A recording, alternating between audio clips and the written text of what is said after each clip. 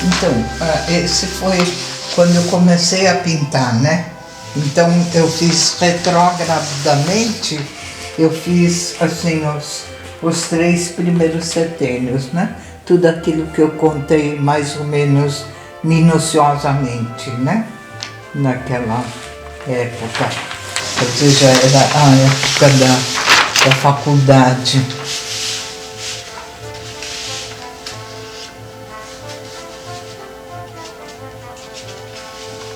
Tem assim 2 polos, né? Que desde os filósofos da antiguidade, Aristóteles, etc., sempre buscavam um polo que é um polo espiritual e que dá forma, né? E o polo terrestre que dá a substância, no caso, a fecundação de mãe e pai e que formam o corpo, né? Então, onde rege as linhas hereditárias e então, mas a gente pode dizer assim, a mãe terra que dá a substância, né? E a forma é dada por essa parte espiritual, né? Então, tudo que é do cosmos, ele vai se refletir no homem como um microcosmos, dando forma à substância, né? É uma questão, né, vamos dizer, de educação, como você ajuda para esse espírito acordar e cada vez mais tomar posse do seu corpo, superar certas forças hereditárias, né, e se tornar ele, né? O nó lunar ele acontece a cada 18 anos e meio e assim o ponto de nascimento do Sol ele repete o momento do nascimento da criança. E então assim, como se o céu se abrisse e aquelas influências que você traz já no momento do nascimento, elas ficam mais uma vez como que relembradas, né? Qual é a tua missão que você vai ter aqui na Terra. E aí eu então entrei na faculdade e depois na faculdade eu gostei muito dessa parte da ciência. Eu fui, nos primeiros 2 anos eu tirei o prêmio Montenegro, que é para o primeiro aluno da turma toda. Então foi assim um grande progresso da última a entrar na faculdade para ser depois a primeira, no primeiro e segundo ano da faculdade. No terceiro ano da medicina, a gente já tinha a oportunidade de acompanhar um professor nas enfermarias do Hospital das Clínicas. E como eu tinha um chefe muito bom, então eu aproveitei para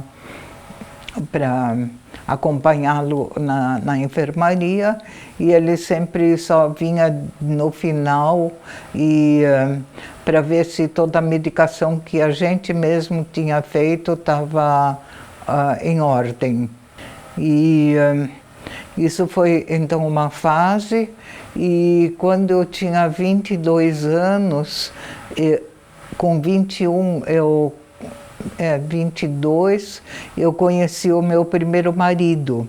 E isso foi numa palestra que um médico da Alemanha veio dar sobre medicina antroposófica.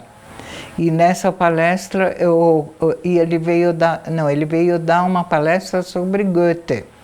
E nessa palestra eu conheci o meu primeiro marido e depois então a gente namorou 3 semanas, que ele estava de férias dos Estados Unidos aqui no Brasil e a gente continuou assim namorando por cartas e como eu não tinha tido assim uma juventude, de namoros, etc., né? Ele ficou assim com medo que eu ia arrumar uma outra pessoa. E então ele antecipou assim a vinda dele dos Estados Unidos e ele me pediu em casamento por cartões postais, né? O meu pai ficou assim meio assim consternado com isso, mas aí depois ele achou muito legal. E o meu pai, ele, quando escolheu o meu nome, ele tinha escolhido com pêndulo, né? Não havia ainda o ultrassom para ver se é sexo masculino e feminino. E nesse pêndulo tinha saído o nome Pedro. E só depois, que quando eu nasci, que eu era menina, que daí ele escolheu o nome de Gudrun, né? Eu estava no 5º ano de medicina, quando eu casei, e aí já fiquei grávida e teve a primeira filha, a Glaia, no 6º ano de medicina. Daí eu já não era mais melhor aluna nem nada disso, porque estava assim bastante ocupada com outras coisas, né? E na faculdade também a gente tinha uma turma muito boa. Naquela época era a turma do comunismo, e aí a gente frequentava muitos programas de teatro, de óperas no Municipal. Quer dizer, foi uma vida bastante intensa também de cultura geral. Era 1952, por aí. Daí eu me formei, eu tinha quase 24 anos, e aí comecei já a trabalhar como médica no instituto que meu pai tinha fundado em São Paulo, que ele foi um dos primeiros naturistas em São Paulo. Aí depois ele criou um restaurante vegetariano, e depois ele tinha esse instituto na Rua Marconi, que era o centro de São Paulo naquela época. E aí eu tinha então um consultório e trabalhava lá com ele. E depois de algum tempo, foi fundada aqui em São Paulo a primeira escola Waldorf, né? E aí nessa primeira escola Waldorf, eu fui convidada para ser médica escolar, mas eu não entendia nada de antroposofia. E então eles arrumaram um jeito para eu estudar medicina antroposófica na Europa.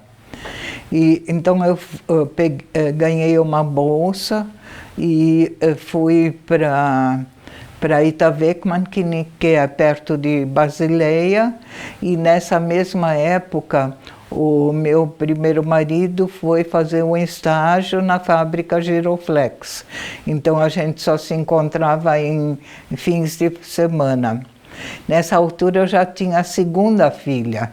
Então as duas filhas e uma ama que eu tinha desde o nascimento da primeira foram para a casa dos meus pais, e meus pais cuidaram esses 4 meses dela que eu estava fora. Eu fui para a Europa. Na Europa eu não sabia o que eu estava buscando realmente.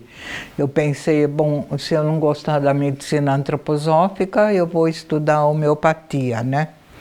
Mas aí eu tinha o curso de formação para médicos, e aí eu fiz esse curso, que era de 1 mês, e aí eu fiquei encantada principalmente com a euritmia.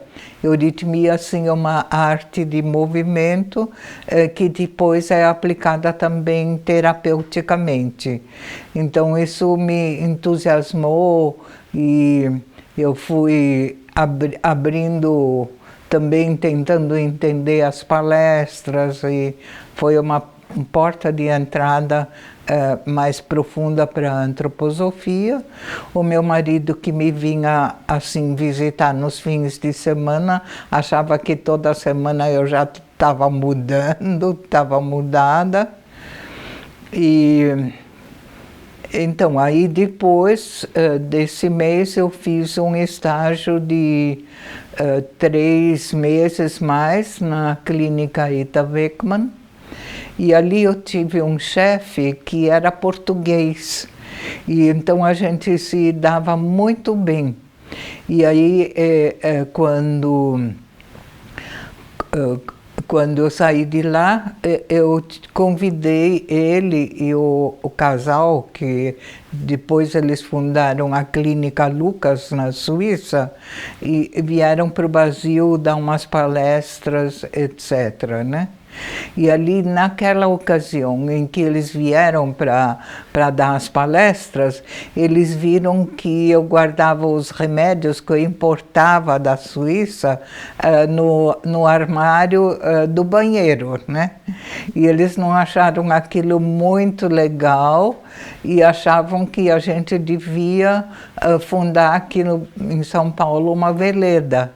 E aí foi realmente assim, fundada a primeira Veleda aqui em São Paulo, né? Vieram um farmacêutico da Suíça e daí para diante foi se desenvolvendo não só a parte da medicina, como também a parte farmacêutica de formar os remédios. Aí eu fiquei na Escola Waldorf como médica durante 6 anos, e a Escola Waldorf naquela época ela era composta de professores que vinham da Alemanha, que sabiam o método Waldorf, e aqui jovens assistentes brasileiras que queriam então aprender a metodologia. Então, muitas aulas eram dadas em alemão por esses professores que tinham vindo da Alemanha. E aí, com o tempo, foi se formando uma divisão entre os professores, que tinham alguns que queriam ampliar a escola, fazer 2 classes de primeiro ano, 2 de segundo, etc., e outros que queriam aprofundar e manter a escola pequena.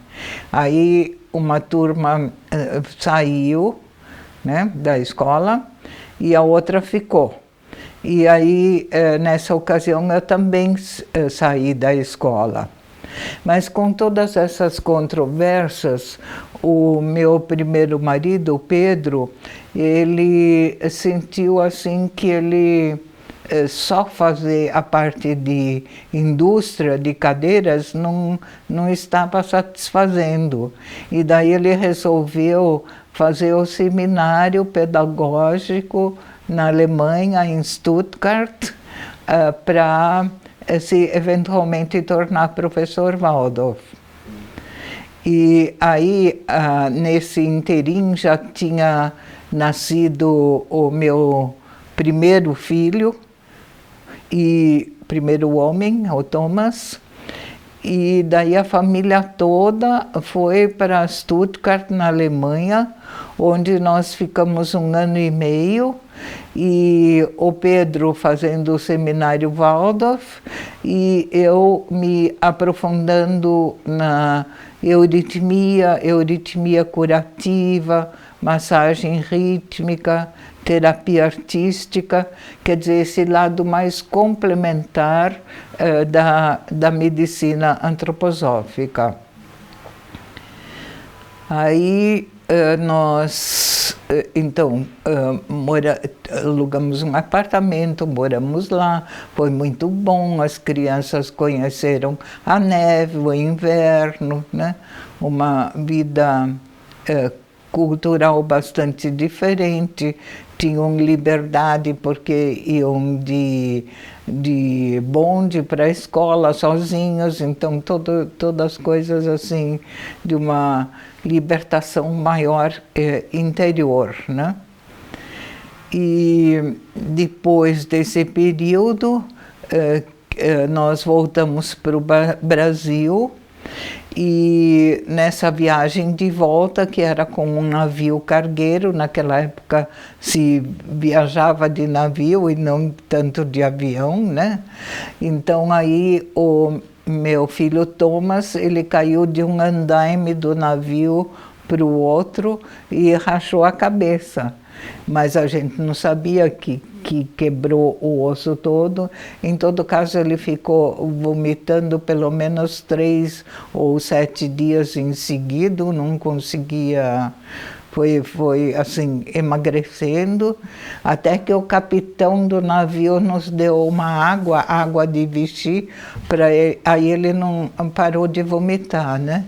E eu tinha levado árnica D3, que é um remédio de minha preferência, e tinha dado direto para ele. Quando chegamos aqui, a gente soube que foi uma fratura mesmo de crânio, então ele tinha que ficar assim ainda um tempo de repouso, né?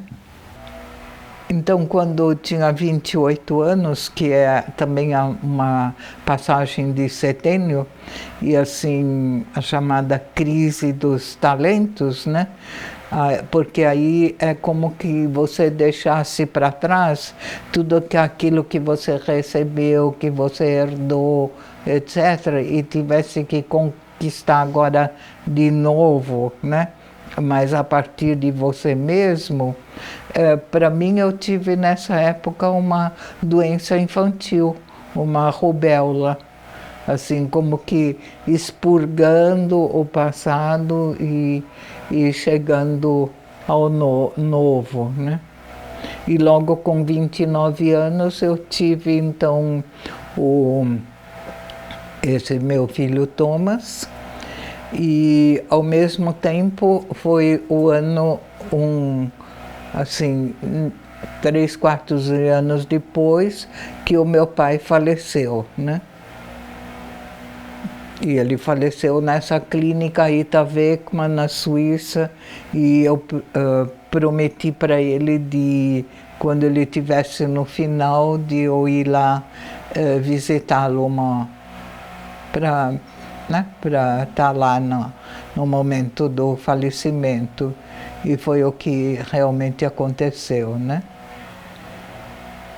Bom, mas a gente já estava voltando da Alemanha, né? Depois da estadia de 1 ano e meio.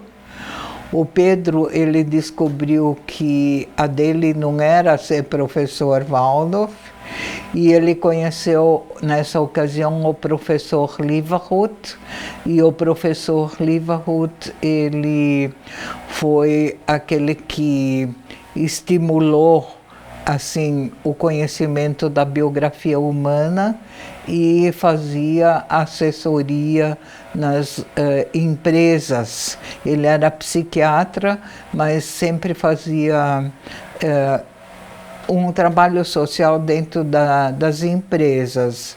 E ele foi fundador de um instituto, Nederland Pedagogisch Institut, e que depois foi trazido para o Brasil e formou-se aqui também uma consultoria antroposófica.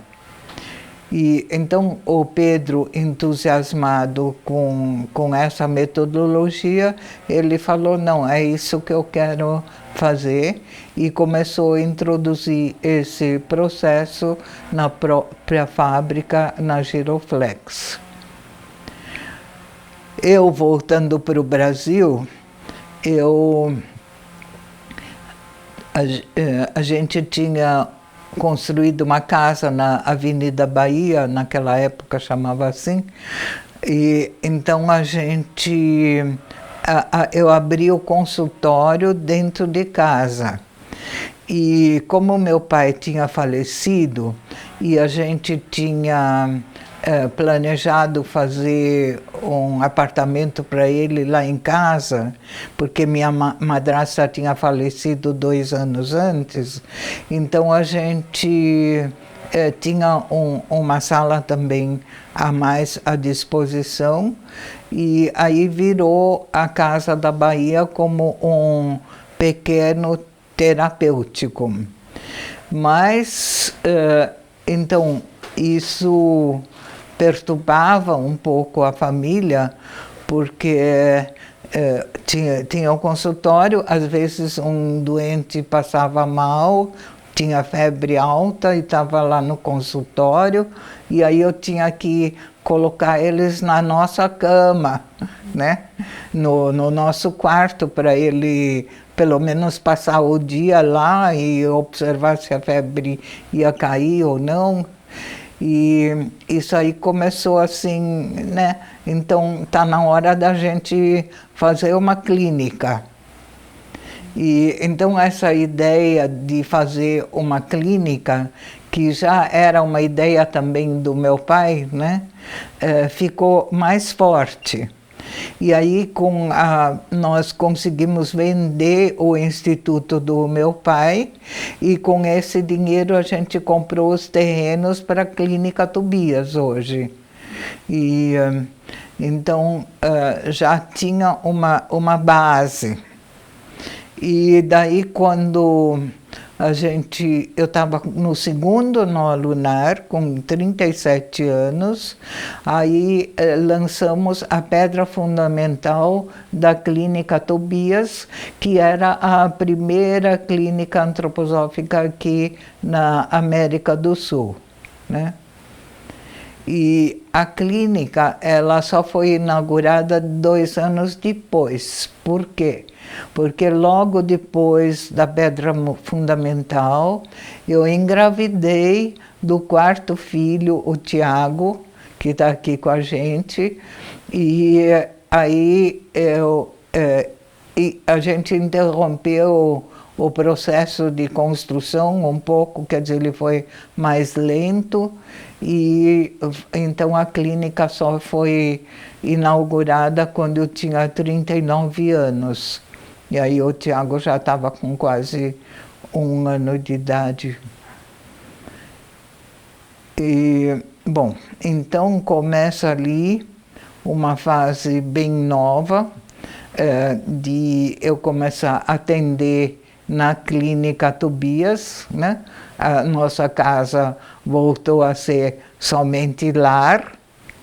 Depois teve um jardim da infância embaixo no porão, mas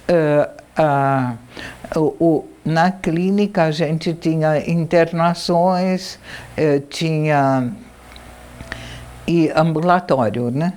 E eu fazia a medicina antroposófica. E para dar assim continuidade a todo esse processo da medicina antroposófica no Brasil, o Pedro e eu, nós doamos no dia da inauguração da Clínica Tobias toda a propriedade para uma associação que foi a Associação Beneficente Tobias. Então, para não sermos proprietários particulares, a gente criou então essa instituição. Então, claro que eu tinha um trabalho intenso na clínica. Eu arrumei mais 3 colegas, mas que vinham só cada um uma vez por semana fazer um atendimento especializado, mas eu que era a responsável e a diretora da clínica e tinha que cuidar de tudo. Mas eu sempre tinha assim um princípio que na época das férias a família viajava junto, né? E Então eu nunca deixei de ficar com as crianças e a família durante a época das férias. E a gente tinha oportunidade de viajar ou para o Guarujá, onde eu tinha herdado uma casa do meu pai, ou então a gente viajava para Campos de Jordão, onde a gente tinha, assim, na divisa de Minas, onde a gente tinha, assim, uma fazenda de veraneio, né? Para conservação da natureza também. E então tinha a vida familiar, e como o Pedro trabalhava perto, que a Giroflex era também no bairro sul da cidade de São Paulo, em Santo Amaro, e a clínica era 5 minutos a pé da nossa casa, então todo mundo se reunia sempre na hora do almoço e das refeições. Então a gente conseguiu equilibrar essa vida da família com a vida de trabalho, né? O que hoje é muito mais difícil, né? Porque as mulheres que trabalham fora quase não têm tempo mais para as crianças, né? Essa fase da Clínica Tobias foi uma fase bastante intensiva e bastante feliz e satisfatória, e deu também uma sensação de realização assim pessoal. E aqui já é a pedra fundamental da Clínica Tobias, com 37,5.